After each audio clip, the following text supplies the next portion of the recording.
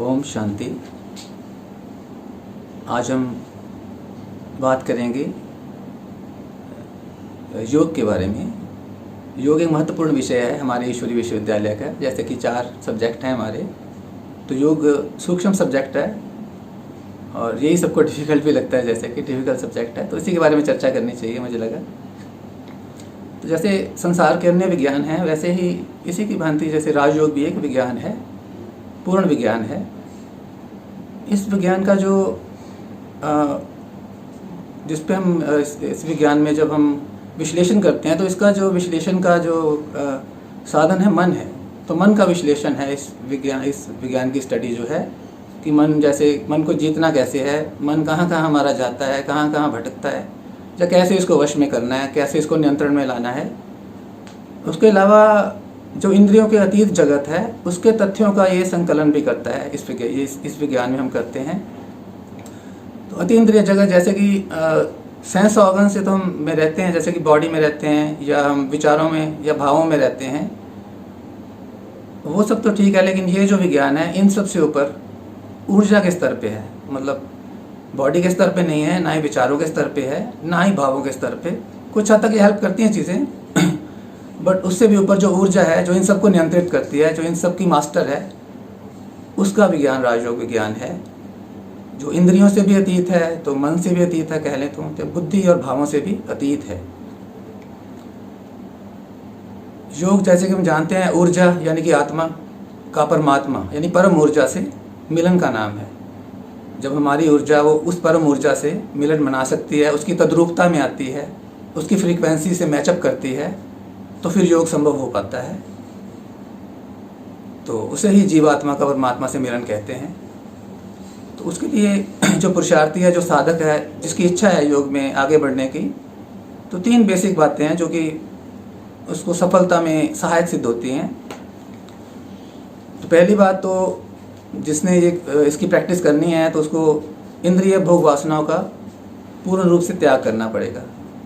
और फिर मन की भी जो लालसाएं हैं या कामनाएं हैं, उसका भी जैसे कि त्याग करना पड़ेगा। तो मतलब बेस तो त्याग ही है, इन चीज़ों का त्याग करना पड़ेगा। तो मान शान की जैसे प्राप्ति की इच्छा है कोई, या कुछ पद प्रतिष्ठा की जो इच्छा है, वो सब चीज़ें भी जैसे छोड़नी पड़ेगी।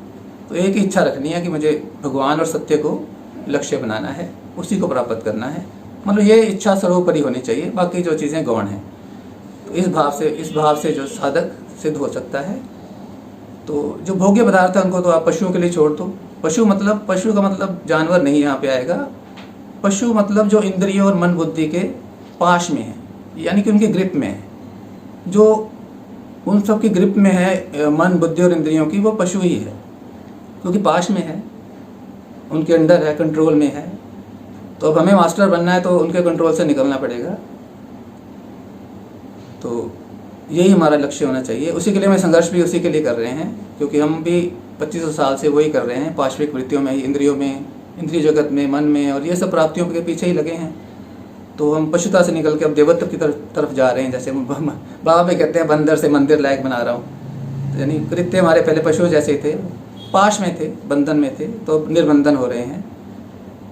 तो जो साधक है, उसको व्यर्थ की बातचीत में भी समय नष्ट नहीं करना है, सब्जेक्ट पे ध्यान देना है और व्यर्थ से बिल्कुल मुक्त रहना है। तो दूसरी जो बात है इसमें कि सत्य और भगवत प्राप्ति की हमें तीव्र आकांक्षा होनी चाहिए। हमारे में अंदर जैसे कि वो व्याकुलता होनी चाहिए कि मुझे ये पाना ही है। तो वो व्याकुलता और आकांक्षा ही हमें आगे बढ़ाने के लिए सहायक सिद्ध होती है। तो हमें अपने लक्ष्य को, जैसे पता है हमें ये लक्ष्य पाना है, तो उसके अतिरिक्त हमें कुछ और स्वीकार भी नहीं करना है। तो जैसे हमारा लक्ष्य ईश्वर है, तो उससे कम में हमें राजी भी नहीं होना है। जब उसको प्राप्त करना है, तो उसी के लिए हमें पूरा पुरुषार्थ करना है। थर्ड में हमें और 6 बातों का ध्यान रखना है। अगर हमें योग साधना में आगे बढ़ना है, तो उन 6 बातों में जो पहली बात ये है कि मन को हमें बाहरमुखी नहीं होने देना है। क्योंकि हम शुरू से ही मन, आंखें सब बाहर की इंद्रियों में ही जाती हैं, बाहर की चीज़ें देखते हैं, बाहर की लालसाएं उत्पन्न होती हैं, बाहर के खाने में, कपड़ों में, है ना, गहनों में, किसी और की बॉडी में, ऐसे कह लें, कुछ भी। तो हर तरफ मन जाता है।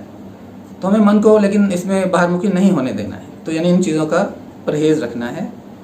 तो इंद्रिय निग्रह में भी आता है कि आँख, जैसे सब इंद्रियों के रस हैं, तो रस अपने इंद्रियों को अपनी तरफ खींचते हैं। तो इंद्रिय निग्रह में ये आएगा कि हमें उन रसों के खिंचाव में नहीं आना है, तो उस खिंचाव से अपने को मुक्त करना है या उस खिंचावों का त्याग करना है। तो ये चीज़ें हैं। तो उसके बाद जो है पूर्ण तितिक्षा है। तितिक्षा मतलब धारणा, जो हमें धारणाएं बताई गई हैं हमारे श्रीमत के अनुसार, वो पूरी तरह से हमें धारण करनी है। चाहे वो खाने पीने की धारणाएं हैं, चाहे वो सुबह की मुरली की या अमृत वेले की धारणाएं हैं, रहन सहन की धारणाएं हैं, उनको भी सारा पूर्ण रूप से हमें फॉलो करना है। और फिर फोर्थ कह सकते हैं कि मन को अंतर्मुख बनाना है। अंतर्मुख मतलब एक के अंत में जैसे कि स्थित रहे, बिल्कुल अंतर, बाहर वृत्तियाँ, दृष्टि और सब एक अंदर से एक स्थिति जो इंद्रियों की है एकदम से अंतर्मुखी रहे, एक की जैसी लगन में मगन, वैसा हमें उसको बनाना है। शनै शनै उसको मतलब प्रैक्टिस करके उसको वैसा करना है।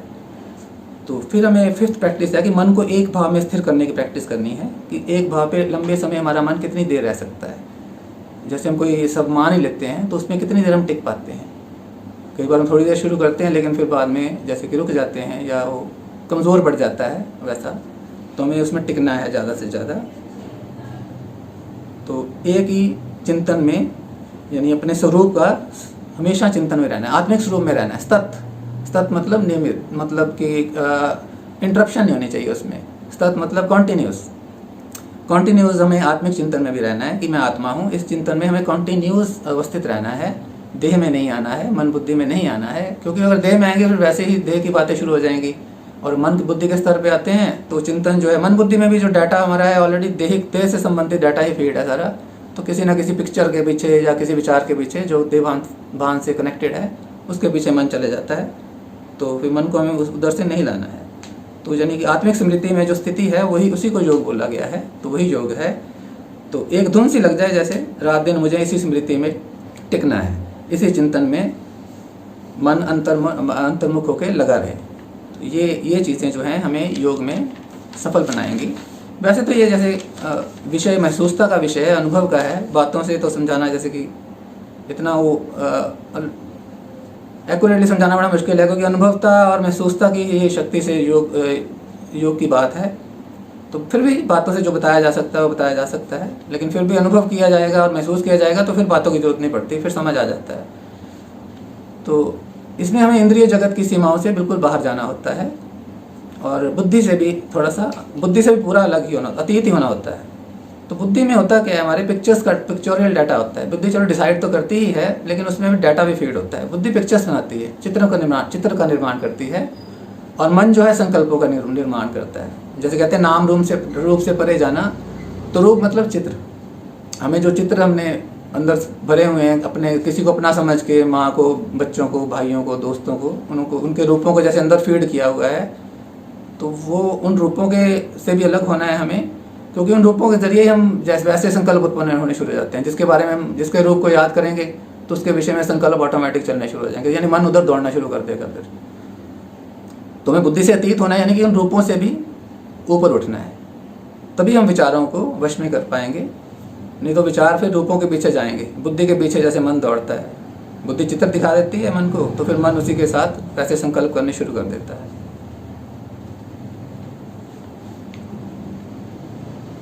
तो इसमें यह भी ध्यान रखना है, जो योग का साधक है या जो योग को साधना में सिद्ध होना चाहता है, उसको अतिहार या उपवास जो करते हैं, दोनों ही योगी नहीं हो सकते। गीता के अनुसार भी ऐसा ही है और अनुभव यही कहता है।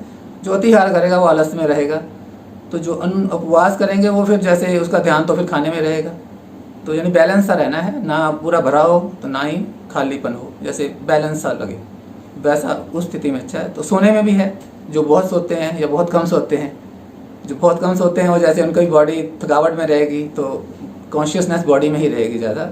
जो अत्यधिक सोते हैं वो आलसी रहेंगे, तो पुरुषार्थी और एक्टिव अलर्ट नहीं हो सकते।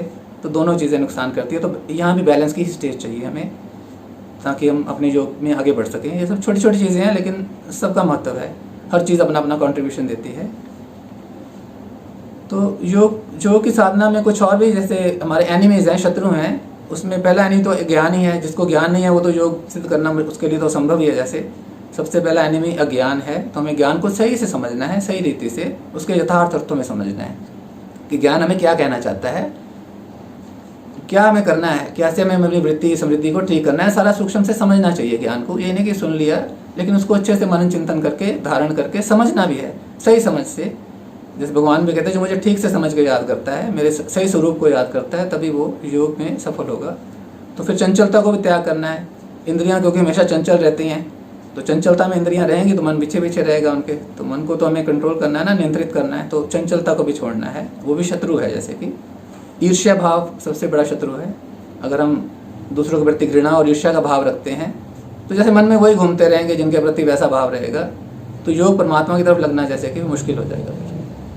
तो वो ईर्ष्या भाव भी नहीं चाहिए, आलस्य भी नहीं चाहिए, और ईर्ष्या भाव के अलावा राग भी नहीं चाहिए। जैसे आसक्ति किसी में है, तो अगर किसी में आसक्ति है, किसी भी संबंध में हम आसक्त हैं, तो वो भी संबंध जैसे कि इस योग में हमें आगे बढ़ने नहीं देगा, क्योंकि वो संबंध की ही याद आती रहेगी। तो योग में हमें इन संबंधों से छोड़ के संबंध जैसे सब रुकावट हैं, तो इनको हमें बुद्धि से छोड़ना है। वैसे उनमें रहना है, रहते हुए छोड़ना है। जैसे कमल रहता है कीचड़ में ही है, लेकिन ऊपर रहता है, तो उनको छोड़ के जाना तो कहीं नहीं है, स्थिति को ऊपर कर लेना है। तो जैसे कि वो सब छोटा ही हुआ है, उनके बीच में भी रह रहे हैं और लग भी रह रहे हैं, ऐसा कुछ। तो 3 बातें और भी हैं जो योगी के लिए आवश्यक हैं। उसमें पहले तो है शरीर और मानसिक पवित्रता है। तो शरीर की और मन की पवित्रता पूरी चाहिए। प्रत्येक प्रकार की मलिनता या मन को पतन की ओर ले जाने वाली चीज़ों से हमें सावधान रहना है, उसको त्यागना है। सेकंड चाहिए धैर्य, पेशेंस चाहिए, क्योंकि एक दिन में होने वाली बात नहीं है। ये बिल्कुल सूक्ष्म विज्ञान है, और धीरे धीरे इसकी प्रैक्टिस करते करते हम सफलता की तरफ जाएंगे। तो इंस्टेंट रिजल्ट इसमें नहीं है। अगर हम चाहें कि अभी सोचा तो कल हो गया या थोड़े दिन में हो गया, वैसा कुछ नहीं है। ये सारा सूक्ष्म है, विज्ञान है। तो धीरे धीरे धैर्य से इसको कंटिन्यूस करते जाना है। थर्ड है लगन, लग के करना है। ये नहीं 1 दिन किया, 10 दिन नहीं किया, फिर 15 दिन बाद फिर कर लिया एक बार, ऐसे नहीं। ऐसे फिर वो जैसे कि सिद्धि नहीं होगी। लगन का मतलब है कि चाहे सुख हो, दुख हो, स्वास्थ्य की स्थिति हो या अदरवाइज हो, यानी कि बॉडी सही नहीं भी हो, सब दशाओं में हमारी बुद्धि का जो बुद्धि साधना में लगी रहे, उसमें नागा नहीं होना चाहिए। जब बाबा की मुरलियों में भी आता है कि बीमार भी हो तो बैठ को ले आओ, मुरली सुनाओ उसको, बैठ को ही बेशक उसमें लेटे लेटे सुन लें, लेकिन इन साधना में नागा नहीं होना चाहिए। तो इतनी इंपॉर्टेंट है ये। तो लगन चाहिए ताकि कंटिन्यूस हम इसकी प्रैक्टिस कर सकें। जब वैसे योग सारा दिन ही चलना चाहिए, जैसे कि उठते बैठते चलते फिरते बाबा बोलते हैं, लेकिन जब बैठें उसके लिए स्पेशली बैठते हैं जब मॉर्निंग अमृत वेला में, तो आसन को बिल्कुल दृढ़ भाव में बैठें, श्रद्धा भाव से बैठें। फिर कमर, गर्दन और जो कंधे हैं हमारी, कमर, सिर और कंधे एक ही सीधी रेखा में रहने चाहिए। रीढ़ की हड्डी पे जोर ना पड़े, रीढ़ की हड्डी बिल्कुल बैलेंस स्टेट में रहे, क्योंकि रीढ़ की हड्डी के थ्रू ही जो ऊर्जा है वो ऊपर को हमारी वो जाती है। जो ऊर्जा हमारी रीढ़ की हड्डी के थ्रू ही मूलाधार से सहस्रधार तक, वो जो ऊपर का चक्र है हमारा, वहाँ तक पहुँचती है। तो वहीं तक हमें ऊर्जा को पहुँचाना है। हमारी ऊर्जा सारी ही मूलाधार में बैठी हुई है, क्योंकि 2500 साल हमने ध्यान ही हमारा नीचे नीचे ही रहा है, तो सारी शक्ति भी जैसे नीचे ही केंद्रित हो गई है। तो अब उसको ऊपर उठाना है, उसी को जागरण कहते हैं। उस शक्ति को उठाना ही जागरण है। उसी के लिए ये राजयोग की पढ़ाई भी है कि वो सारी शक्ति जो कि हमारी नीचे की मूलाधार में स्थित है, उसको हमें ऊपर उठा के अपने सबसे ऊपर के सहस्रधार कमल कहते हैं इसको, सहस्रार कमल में उस पर ले जाना है। वो जब ले जा पाएंगे तो फिर जैसे हमारा योग सिद्ध होता है। तो उसमें हमेशा अपने को देह से अलग देखना है, मन से भी अलग देखना है, आत्मिक रूप में जैसे देखना है, तो बुद्धि से भी और भावों से भी हम परे ही हैं। हालांकि ये चीज़ें बीच में हेल्प करती हैं, जैसे शुद्ध विचार कहते हैं हम, है ना, शुद्ध बुद्धि और शुद्ध भाव, वो सब ठीक है, लेकिन उसके बाद हम इनको भी त्यागना ही पड़ता है। तो यानी कि उससे भी ऊपर की स्थिति ये योग है। तो योग का जो पर्पज़ है या लक्ष्य है वो मानसिक शक्तियों का नियंत्रण करना ही है। हमारी जितनी भी मानसिक शक्तियाँ, उनको कैसे नियंत्रित करके हम ऊपर को ले जा सकते हैं, यानी ईश्वर की तरफ हमें उन्मुख करना है उन सब शक्तियों को। तो उसके बाद ही जैसे हम प्रैक्टिस करेंगे तो हमारा ध्यान सिद्ध होगा, और ध्यान जब सिद्ध होता है यानी कि फोकस सिद्ध होता है हमारा, यानी फोकस एक तरफ टिक जाता है, तो उसके बाद जैसे समाधि की अवस्था फिर आती है। तो जब समाधि की अवस्था आती है तो उसी को हम समाधान बोलते हैं, यानी कि सब सोल्यूशंस तब होते हैं। जैसे भगवान कहते हैं कि वो कड़ा बन जाता है तो अलग हो जाता है, तो वो मतलब कड़ा तो हलवा बनता है, जैसे हलवा बोलते हैं। तो हल होता है तो सोल्यूशन तभी होता है, हलवा ही हल है। ऐसा ही था, पिछले मुरली में भी आया था जैसे कि। तो हमारी बॉडी में जो ऊर्जा के, हमारे जो शरीर में ऊर्जा, हमारे शक्ति संचार दो हैं हमारी में, सूर्य और चंद्र नाड़ी है। जैसे कि राइट और लेफ्ट नॉस्ट्रिल है हमारा, तो राइट नॉस्ट्रिल सूर्य नाड़ी है और लेफ्ट जो है चंद्र। ये दोनों प्रवाह जो हमारी शक्ति के, ये हमारी बॉडी में सतत कार्य करते रहते हैं, हमेशा ही चलते रहते हैं। तो जो योग करता है उसको इन दोनों प्रवाहों से शक्ति तो गुजरती ही है कॉमन आदमी की, पर वो अपनी जो शक्ति का प्रवाह है, जो नीचे मूलाधार में शक्ति है, उसको एक सुषुम्ना नाड़ी होती है जो हमारी रीढ़ की हड्डी में होती है बिल्कुल बीच में, तो उस प्रवाह को उस नाड़ी के थ्रू ऊपर को ले जाने की कोशिश करता है अपनी कल्पना द्वारा, महसूसता की शक्ति से ऊपर जाती है। जब उसको हम बाह्य प्राणायाम, बाह्य कुंभक करते हुए विचारों से या अपनी महसूसता से हिट करते हैं नीचे मूलाधार पे, तो वो शक्ति ऊपर आने को होती है। तो जब हम वो करने में सफल हो जाते हैं, जितनी हमारी वो अनुभूति या वो महसूसता अधिक होगी, उतना ही जल्दी वो शक्ति ऊपर को उठने की, यानी कि उस ऊपर को उठेगी। और वो जब वो पूरी ऊपर को उठा के हम बिल्कुल उसको एंड पॉइंट तक ले जाएंगे, यानी कि सहस्रद्वार तक ले जाएंगे, सहस्रार कमल होता है वहाँ तक ले जाएंगे, तब वो जैसे कि हम कर्मातीत अवस्था को पा पाएंगे, जैसे बॉडी अलग और हम अलग। तो वो ऊर्जा को हमें नीचे से उस मतलब जो सुषुम्ना नाड़ी है उसके थ्रू लेके जाना है। तो वो नाड़ी रीढ़ के बिल्कुल सेंटर में होती है, तो इसलिए रीढ़ को हमेशा उन्मुक्त रखते हैं, वरना भार जो है पसलियों पे डालना है, यानी कि मांसपेशियों पे रहे भार, रीढ़ पे वेट नहीं होना चाहिए। रीढ़ मतलब ईजी रहनी चाहिए, हालांकि सीधे बैठना है लेकिन रीढ़ पे वजन नहीं होना चाहिए, ताकि वो शक्ति का प्रभाव उसमें ईजिली कंफर्टेबली मूव कर सके, ऊपर नीचे जा सके। तो ये कुंडली जगाने का ही सारा विज्ञान है जो बाबा हमें बताते हैं। बाबा ने इसके बारे में 7 बातें बताई हैं कि कुछ बातें जो है धारण करनी है, कुछ बातों का हमें त्याग करना है अगर हमें योग में सफलता प्राप्त करनी है।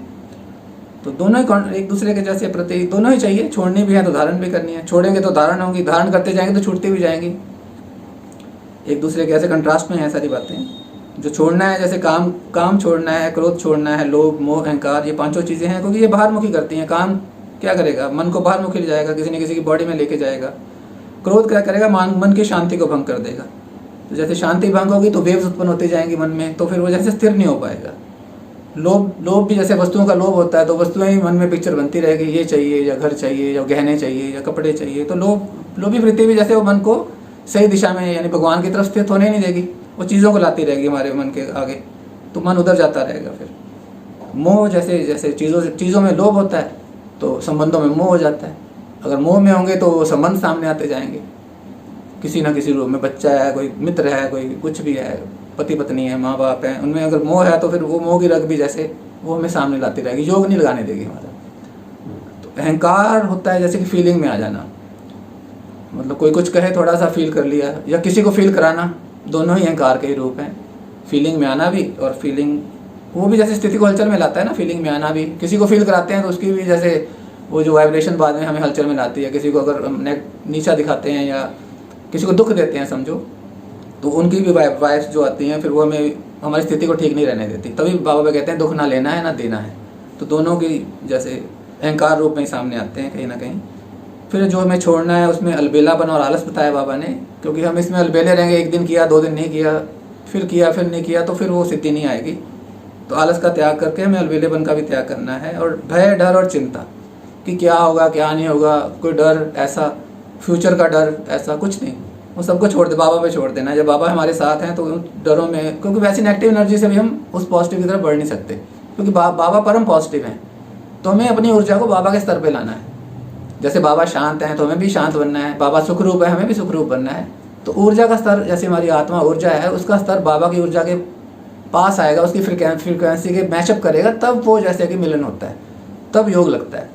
आत्मा परमात्मा का मिलन तब होगा जो दोनों एक समान हो गए। समानता में ही जैसे योग लगता है ना, नहीं तो सारे योग लगा लें अगर ऐसा ना होना हो। तो फिर 7 चीज़ें हमें अपनानी है, वो बाबा ने कहा योग लगाने के लिए। पहले तो अपने हमेशा ही स्वरूप में स्थित रहना है, यानी आत्मिक स्वरूप में स्थिति हमेशा बनी रहे, क्योंकि परमात्मा से अगर मिलना तो आत्मा नहीं है, बॉडी ने तो मिलना नहीं है। तो हम आत्मिक स्थिति में रहेंगे तभी परमात्मा याद आएगा। अगर बॉडी में रहेंगे तो बॉडी के संबंध ही याद आएंगे, परमात्मा याद नहीं आने वाला। फिर ऊपर से आएगा, मुख से आएगा, तो मन तो बॉडी के संबंधों में रहेगा। तो हमें मन को ही तो नियंत्रित करना है, मन को परमात्मा में लगाना है ना। तो फिर मन हमेशा आत्मिक स्मृति में रहे, वो बहुत ज़रूरी है। फिर मन स्वधर्म में भी टिके, स्वधर्म ये भी शर्त है एक। स्वधर्म मतलब 7 गुण जो आत्मा के हैं। सुख जैसे है, सुख सुखी रहे मन, सुख स्वरूप में हम उसकी मिलन का आनंद बना सकते हैं। दुखी मन मिलन नहीं बना सकता। सुख में रहना, शांति में रहना, अशांत मन भी नहीं बना सकता, शांत मन बना सकता है। तो स्वधर्म में टिकना यानी कि सुखी रहना, शांत रहना, और जैसे कि प्रेम में रहना, प्रेम भाव में। बाबा भी कहते हैं प्रेम से मुझे याद करो, कभी थोड़ी कहा गुस्से से याद करो या क्रोध से याद करो। तो प्रेम में रहना, प्रेममय स्थिति में रहना, भाव में रहना, आनंद में रहना, शक्ति में रहना। शक्ति मतलब बाबा कहते हैं हमेशा उमंग उत्साह में रहो, यानी शक्ति रूप में रहो। उमंग उत्साह मतलब शक्ति रूप। ये नहीं कि शक्तिहीन होकर कमज़ोर होकर कर पाऊंगा कि नहीं कर पाऊंगा, ऐसे थॉट्स को लेके चलेंगे फिर तो कभी योग लगेगा नहीं। हमें उमंग उत्साह मतलब शक्ति रूप होकर चलना कि मैंने करना ही है, मैंने ही किया है तो मैं ही कर सकता हूँ। बाबा ने जब मुझे चुना है तो फिर वो मेरे साथ ही है। जब सारे ज्ञान शक्तियों का भंडार मेरे साथ है तो मैं भी शक्ति रूप ही हूँ, मैं भी उसी का बच्चा हूँ, तो उससे कम नहीं हूँ। जो बाबा है वही मैं हूँ। पवित्रता में भी रहना है और ज्ञान में भी रहना है। तो अपवित्र आदमी भी, जैसे कि पवित्रता भी इसका योग की स्थिति को अर्जित को पाने नहीं देता। पवित्रता तो हमारा जैसे मूल आधार है ब्राह्मण जीवन का, पवित्र भी रहना है। तो यानी स्वरूप में रहना है, स्वधर्म में टिकना है, तब ये उन्नति होगी। फिर स्वदेश, थर्ड बताया उन्होंने, स्वदेश जो हमारा सही वतन है, जो हमारा सही एड्रेस है, उसकी याद में रहना। हमारा सही एड्रेस तो वही है ना, हमारा मूल वतन है ना, तो वही हमारा स्वदेश है, उसको भी स्मरण में रखना। भी पता होना चाहिए भाई यहाँ मेहमान है, हमारा असली घर वही है। तो यहाँ से ऑटोमेटिक हमें जैसे कि पता है, मेहमान समझेंगे तो फंसेंगे नहीं किसी चीज़ में, आसक्ति नहीं आएगी, है ना। किसी को अपनापन नहीं आएगा। अपनापन ही तो मोह, वही तो रोकता है ना सब चीज़ों को। तो वो स्वदेश की याद में रहना है कि वहाँ का मैं निवासी हूँ, यहाँ तो मैं टेम्परेरी आया हूँ और मेहमान हूँ, फिर मुझे वहीं जाना है, अपने घर में जाना है। फिर बाबा ने कहा सुकर्म भी सहायक है इन सब के अलावा। जब वो सुकर्म जैसे बाबा ने बताया है कि ज्ञान को खुद भी लेना है, सबको देना भी है, और निर्माण भाव से देना है, उसके प्रति कोई फल की इच्छा बिना रखे देना है, तो वो सुकर्म कहलाते हैं। तो वो उनकी भी जैसे जिसको ये मिलता है सारा ज्ञान, उसकी जो अंदर से वो एक थैंक्स उठता है या अंदर से भाव उठता है, वो भी जैसे कि हमारी स्थिति को ऊंचा उठाने में मदद करता है। दिल की दुआ जैसे बोलते हैं, दुआ लग जाती है तो फिर वो भी हमारे स्थिति को ऊंचा करने में काफ़ी सहायक है। तभी बाबा कहते हैं सेवा करो, सेवा करो। सेवा से भी जैसे वो स्थिति को प्राप्त करने में हेल्पफुल है। तो सुकर्म भी करने हैं।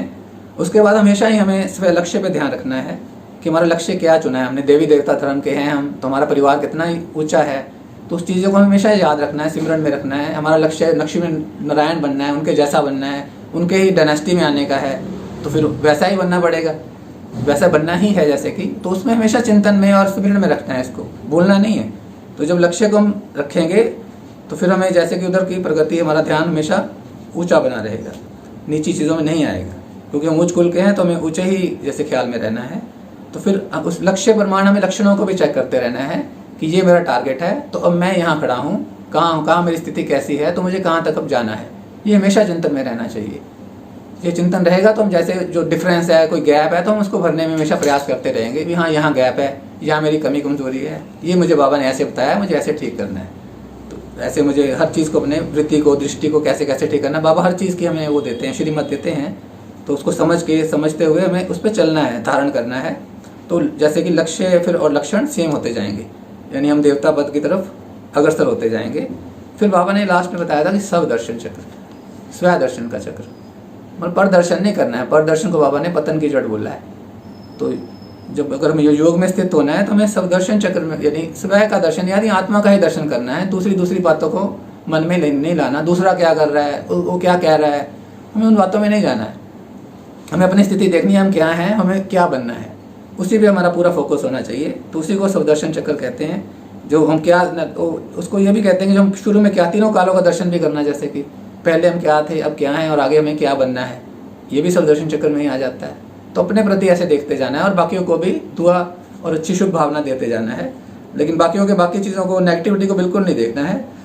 हमेशा ही बाबा कहते हैं विशेषताओं को देखो, तो विशेषताएं आपस में आप में भी धारण होंगी। अगर आप नेगेटिविटीज़ को देखोगे तो फिर जैसे कि वो चीज़ें आप में अंदर आती जाएंगी। तो हमें तो पॉजिटिव बनना है, देवता बनना है, तो उनमें तो नेगेटिविटी होती नहीं। तो हमारे में भी वो चीज़ें हमें देखनी ही नहीं, उधर दृष्टि ही नहीं करनी, ध्यान ही नहीं देना, क्योंकि जिधर ध्यान जाएगा वो चीज़ें हमारे में आएंगी। Where attention goes things grow. तो जहाँ हमारी अटेंशन जाएगी वो चीज़ें बढ़ेंगी। तो हमारी ध्यान सारा अच्छाइयों में ही जाना चाहिए, ताकि अच्छाइयाँ हमारे अंदर बढ़े, और स्वयं दर्शन की तरफ जाना चाहिए, ना कि पर दर्शन। पर दर्शन में अकेला दूसरे का दर्शन ही नहीं आता। पर दर्शन में जैसे कि बॉडी का दर्शन भी, उन्हें को आत्मा नहीं समझ के बॉडी समझते हैं, तो वो भी प्रदर्शन ही होगा, क्योंकि बॉडी भी हमारी आत्मा के लिहाज से पर ही है, बॉडी भी पर है, मन बुद्धि भी पर ही है। मन बुद्धि के स्तर पे पुरानी बातें याद करना वो भी प्रदर्शन ही है, वो भी स्वदर्शन में नहीं आएगा। चाहे अपने मन में घुसे हुए हैं लेकिन पुरानी बातें याद कर रहे हैं जो कि बॉडी के लिहाज से हमने बॉडी के कॉन्शियस होकर करी हुई हैं, वही याद करी जा रहे हैं, उसी स्मृति में रह रहे हैं, तो वो स्वदर्शन की स्थिति नहीं है, उसको भी हमें दूर करना है। यही सारे बाधक हैं, इन सबको हमें दूर करना। बाधाओं को दूर करेंगे तो योग तो फिर सरल हो जाएगा। सहज योग तभी बोलते हैं ना, सहज तभी होगा ये चीज़ें जब हटाएंगे। अगर इन चीज़ों में फंसे रहेंगे फिर तो सहज वाला वर्ड रहेगा ही नहीं, फिर तो असहज हो जाएगा। तो हमें सहज योग करना है तो ये सब चीज़ों को ध्यान में रखना है। छोटी छोटी बातें हैं लेकिन ध्यान में रखना है। जब इन सब चीज़ों को हम ध्यान में रखेंगे तो योग हमारा जरूर जरूर जरूर सफल होगा। तो बाकी जैसे गीता में लिखा है, अभ्यास और बेहद का वैराग्य, यही आधार हैं। तो हमें रेगुलर अभ्यास करते जाना चाहिए, योग की गहराई में जाने का और अनुभूति करने का। तो परमात्मा प्यार की गहराइयों में जाने का हमेशा अभ्यास करते रहना चाहिए। उस अभ्यास से भी वैराग्य भी बढ़ता जाता है, और वैराग्य धारण करने से जैसे अभ्यास की तरफ भी हम परिवर्तित होते जाते हैं, यानी भगवान की तरफ हमारा राग होता जाता है। जितना भगवान से हमें प्रेम होता है वैसा ही दूसरी तरफ से हमारा वैराग्य होना शुरू हो जाता है। तो जो हम अविनाशी प्राप्ति की तरफ हम जैसे अग्रसर होते जाते हैं तो उधर प्रेम बढ़ता जाता है, उधर अटैचमेंट होती जाती है, भगवान से हम जुड़ते जाते हैं और इधर से हम छूटते जाते हैं। तो यही योग है, इसी पे हमें ध्यान देना है, तो इसी में सबको सफलता मिलेगी। तो शुभकामनाएं हैं सबके लिए कि इन चीज़ों का, छोटी छोटी चीज़ों का ध्यान रखें। कुछ और भी इस विषय में बातें हों तो आप भी शेयर करें ताकि हम सबको उसका फ़ायदा मिले, क्योंकि हम सब स्टूडेंट हैं, सब सीख रहे हैं। तो इन बातों में जो अच्छा लगे वो सीखें, जो आपके पास कुछ अच्छी बातें हों तो वो भी शेयर करें ताकि हम सब सीख के आगे बढ़ सकें। ओम शांति।